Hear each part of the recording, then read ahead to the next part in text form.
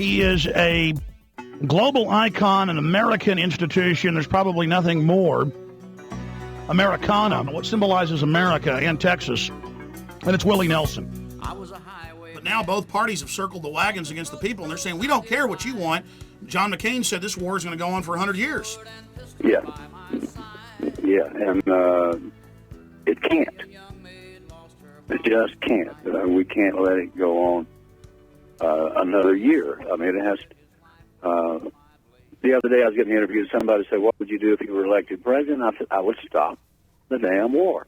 And it's just that simple. You stop that war, you stop the other wars that we're in around the country, and you go around the country being a peacemaker and stopping wars. I thought that's what you're supposed to do.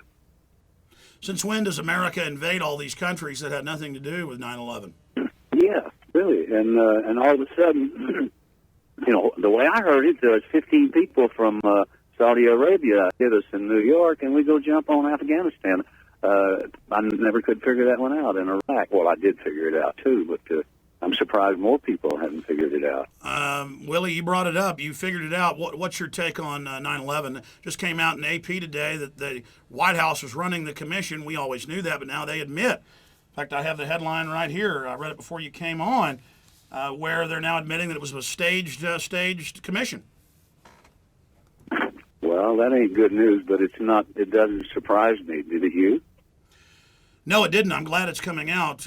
What's your take on 9/11? Do you question the official story? I certainly do, and I saw those towers fall, and I've seen an implosion in Las Vegas. There was too much similarities between the two, and then I saw the building fall. It didn't get hit by nothing. So, you know, how naive are we? Or, you know, what do they think we'll go for? So, are you saying you started having questions or that little voice in your head?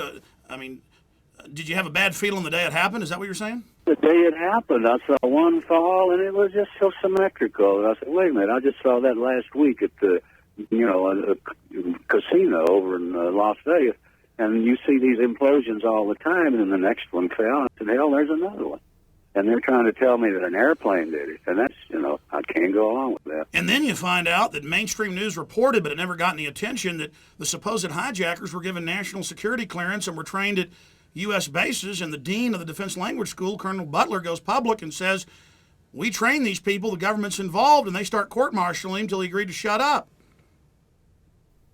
True story, I guess. I hate to hear it, but it's probably true. You've had a chance to see Terror Storm, Endgame, some of the other films. What's Willie Nelson's take on those films?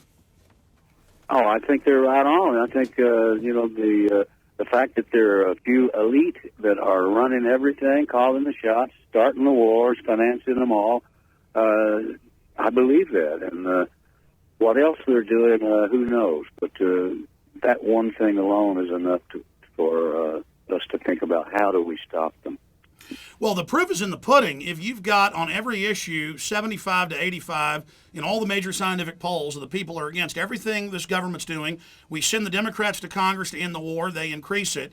And now they're saying they're going to be there 100 years, Hillary and McCain. I mean, that to me, that is a small group running things right there in front of us. Absolutely. And as far as I can see, all those people attended the same meetings that you and the guys attended up in Canada. Am I wrong? Oh, no. A lot of them do go to the Bilderberg group. Yes, sir. Yes. Is that freedom? I don't think so. It's not democracy either. Willie Nelson, you're blowing me away here. Serve somebody. And it may be just in the news today, we're seeing that they've recruited 26,000 preachers. The White House has through FEMA to tell their flocks to stand down in the Presidential Decision Directive 51. Bush says he's above the Congress. It's no longer involved in continuity of government in the John Warner Defense Authorization Act. They have openly funded for insurrection and rebellion by the American people. The whole police state apparatus they built up after 9/11, and I want to get your take on this, Willie, because I know you're aware of it, is now being used against the people. They're not even talking about the boogeyman of Al-Qaeda anymore. No, and I do believe that it's a long time till Election Day, and some sort of national crisis could put off the elections, and we could have George in there 10 years longer. A lot of people are saying that. I was saying that many years ago, and now Bob Woodward's talked about how they're setting up for martial law, of all people. Naomi Wolf is talking about it. I think that might save us. I'm seeing a light at the end of the tunnel, but I think you're right. I think that's a great danger. If that did happen, a nuke went off, a biological weapon was released, or terrorists supposedly blew up a bunch of other buildings, what do you think the response of the population should be if they announce we're under this new emergency, or it could be an economic emergency, and Bush is going to have to stay on to save us? Well, I would hope that we'd be smarter than that, and I would hope that we'd say, no, we're throwing all you guys out and we're starting over. You can stop the elections if you want to, but you can't stop the people. Well, Ron Paul has gotten more donations from troops and people in Iraq than all Republicans combined. The troops in polls, 75% are against the war. So if Bush is planning on using these troops here, it looks like he's going to have a problem. Well, again, the troops are under orders, and if they don't do what the orders are, then they get shot. So the troops have no choice. There's a few of them in there that are there because they think it's the right thing to do. There are a few there because they just like to fight.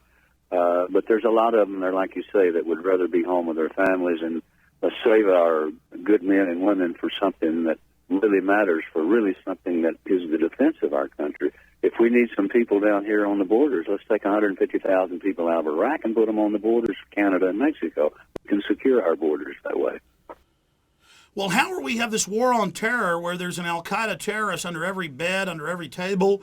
We got to have checkpoints and kids getting thumb scanned to get their lunches to stop al-Qaeda, but then the border's wide open. That kind of makes the war on terror look like a fraud.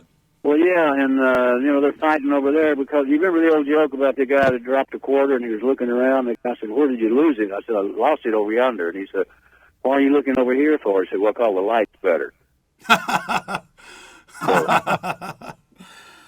I think that's why they're over there, the lights better. Well, it's a black hole to launder money and dump trillions of dollars in no-bid contracts to Halliburton. Yeah, and there's nobody stopping it. And as long as it keeps going on and nobody stops it, I don't know what the end result will be. But well, tyrants, it can't be good for us. Well, you're right. Tyrants have known throughout history. They keep pushing. They keep testing. Tyranny doesn't come overnight. And I hope a lot of people that support this war, I hope you know, we have illegal wars, not declared, torture, the rest of it. None of us are safe here. What comes around goes around. You reap what you sow, don't you, Willie? Absolutely. 10 times over, I remember. And I'm not sure I want to get treated 10 times as bad as we're treating other people. I am a Midwest farmer. I make a living off the land. I ride a John Deere tractor. Willie, getting back into 9/11, because you brought it up, and I was debating even bringing it up. It's so controversial. But other questions, other things that piqued your interest and made you question the official story surrounding 9/11? Well, as soon as it happened, and the next day, I was somewhere doing a show, and somebody said, what do you think about it? And I said, well, first of all, when I get hit, I like to look around and see who did it before I start swinging at everybody in the room. And it kind of looked at what we were doing. We get hit over here, and the next thing you know, we're jumping on everybody in the town. So we got hit from Saudi Arabia. I think we have some questions that need to be answered from those folks. Again, Newsweek reported a week after 9/11 that in the 6 months before, they had massed carrier task forces, 44,000 U.S. troops, 18,000 British troops in Tajikistan, Uzbekistan surrounding, and that Bush on September 10th signed the order in the next week to attack Afghanistan. Man, what timing, Willie, that he signed the attack order the day before. Yeah, I wonder how that happened. I mean, how smoking gun is that? Yeah. I mean, what does it take for us to realize that, we're having the wool pulled over our eyes one more time?